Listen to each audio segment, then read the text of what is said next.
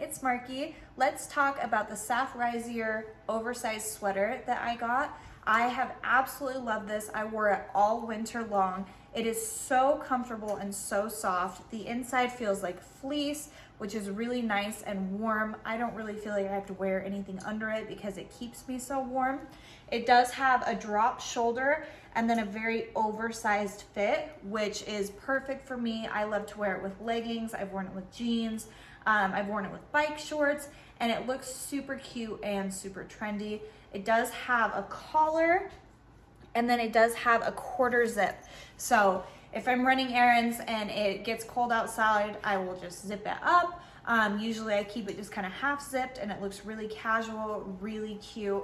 The material is great. It's held up so well. It's machine washable. I've washed this countless times. I really don't even know how many times, and it's held up perfectly.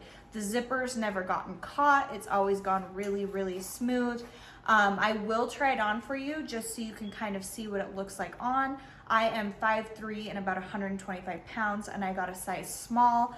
Like I said, it is oversized, so it goes down a little bit longer, and then it is a little bit looser, but I will show you, so give me 1 second.